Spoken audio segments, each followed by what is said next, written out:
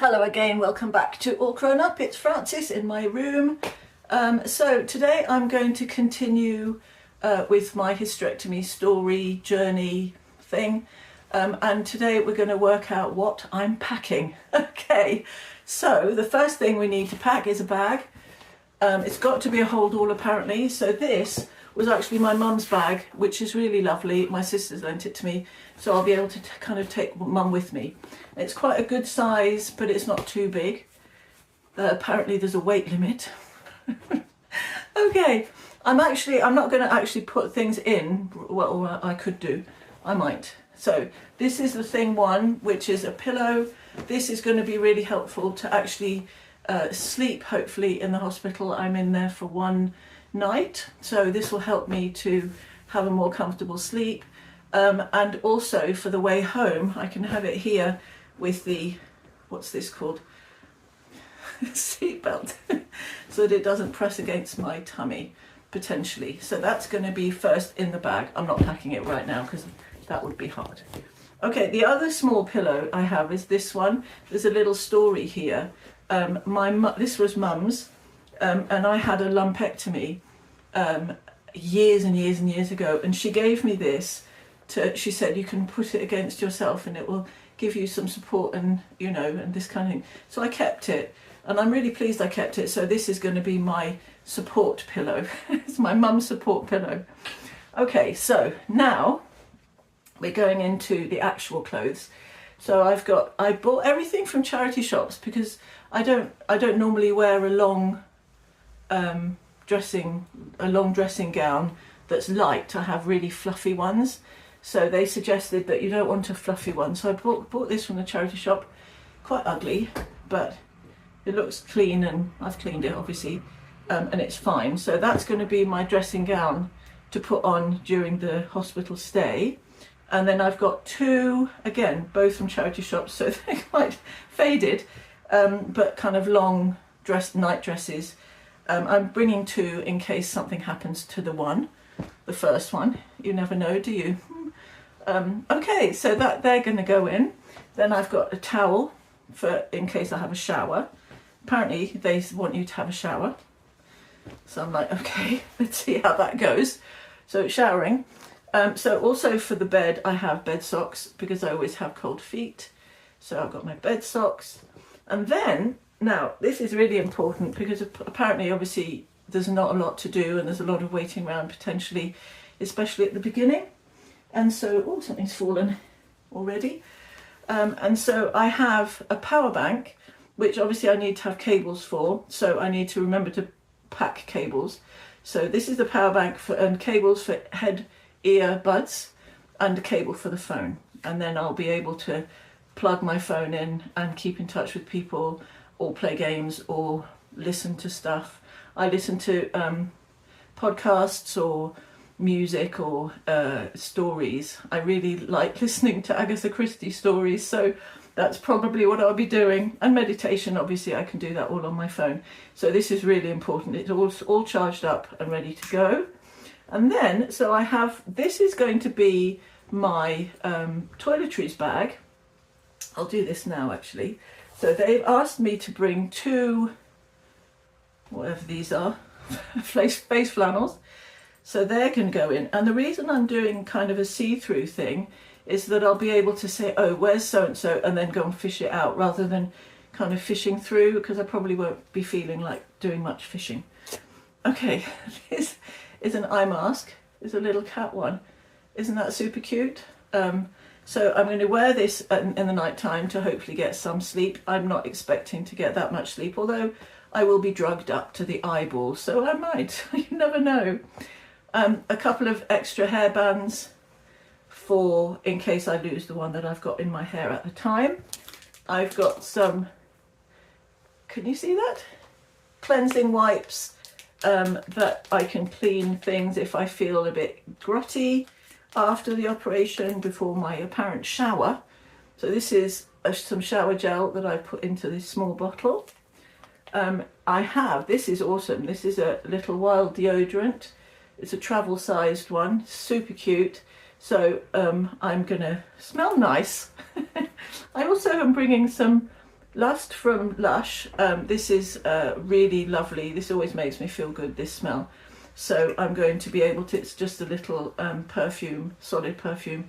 So in case I just need a lift, you know, so I can put that on. And also hospitals don't necessarily smell yummy, do they? So it'll smell nice near my bed. This is a little lip balm, because apparently everything goes really dry, and especially in the hospital and after the anaesthetic and everything. So a lip balm is really, really useful. So I've got that to go in. So this is all going into my little, look, see how you can see everything. Ooh. Okay, now this, a lot of people online have been saying definitely take a nail file. So this is a tiny nail file. I've cut my nails really short ready. I've got 5 days to go. I'm packing early because I like to be nice and prepared. So this is only a small one, but you never know. And then this mini toothpaste, so cute. So little toothpaste going in. Obviously the toothbrush has to go in, but I'm still using that. So a couple of pads for, you know, useful catching of anything that comes out. And then in this I've put some Dream Cream, which is a really nice lotion, body lotion, and I can use it on hands and body, and even I could put it on my face. I don't even care. So it'll go anywhere that feels dry. So this, I may try and decant it into a smaller thing, depending on how everything fits in the bag. So that is so far done. So all I need to add in here is my toothbrush, and I think that's it, hopefully. Okay, this is the fun part. So being vegan, I don't know what the food situation is going to be like in the hospital. So I'm bringing some food. So I've got 2 naked bars. These are really lovely, and they're extra proteiny ones. So they're just fruit and nuts and yum, yum, yum. So one of them's on the floor. So they're coming. Now what I'm going to do with the food stuff is I'm going to put them into a really cute, cool little bag, just again so that it's all in one place. So they're going to go in. I've got some ginger oat cakes. After anaesthetic, often there's all kinds of issues with the stomach. Ginger is obviously really good for that, so I put ginger oat cakes, and they're tasty. The nurse, when I went into my pre-op, said to get, look at this little cute thing, mini love hearts. Can you see? So apparently the fizzing, I don't really eat sweets, but I'll try one, who knows? But the fizzing helps with the digestion. It's all good to kind of get things removing. Also, when you have a laparoscopic hysterectomy, they fill your stomach with carbon dioxide, so full of gas. It's going to be so comfortable. And so that obviously to start shifting it, it's a really useful thing to apparently do that. Also to chew gum. Who knew? So I've got, these are, this is really nice looking. Again, I don't normally do gum, but I found these peppermint and spearmint gum, and these are sugar-free and they don't have any plastic. So I like the idea of those. So they're going in. I also got some mints. Again, all of this is for the digestive system, to get everything starting again, and anything minty will be helpful for the digestion and for feeling sick and things like that, which you often can after the anaesthetic. Mint tea, in case they don't have any. You hope they do, but you never know. And also, obviously, any coughing. I tend to have the odd cough here and there, just for, I think I've got like allergies and things like that. So I've got some really nice Ricola. These are my favourite elderflower cough sweets. They're really, really lovely, and they taste really nice, and you know, and they are very soothing for the throat. And also obviously they put a pipe down, so I might have a bit of a tickly sore throat anyway, so these will go in. So all of those will fit nicely into my little bag. Here we go. So that's then going in to my main bag, and I think that's it. So I'm going to be wearing a pair of, they're here actually, a pair of absolutely enormous, look at this, tracksuit bottoms on the way there. They've got a drawstring so I can tighten them. But afterwards, obviously, as I said about the gas, I'll be much bigger.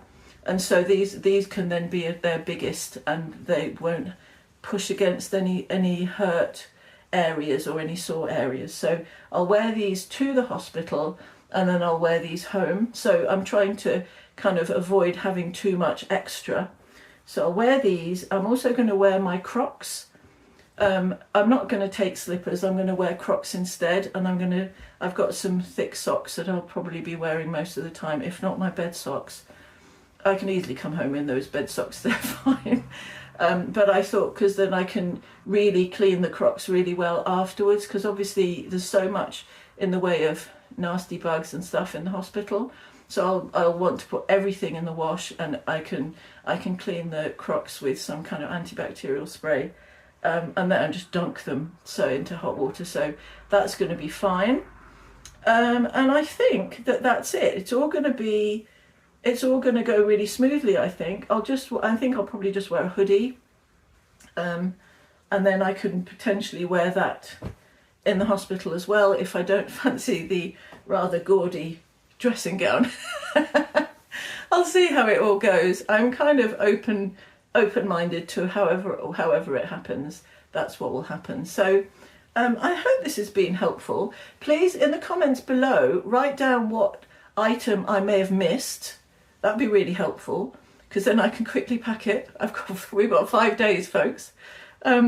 And then also write down what is the thing that maybe you forgot to put in that you wished you had, or the item that, if you have been through this procedure already, the item that you packed that was really important that you definitely had. I think for me it's going to be my little hugging mum's pillow. So I've got a bit of mum with me, and I've got the support of something really cuddly. And yeah, so I think that's everything. I'm going to put it all in the bag and hope it fits. I may have to crush that pillow down quite substantially, but I reckon I can get all of this in, not too much problem. So I hope this has been helpful. If you are going through this procedure, all the best to you. I'm feeling very calm about the whole situation. I feel fine about it. I'm not looking forward to it, woohoo, but I'm looking forward to having it done to stop the bleeding, because frankly I've had enough of the blood.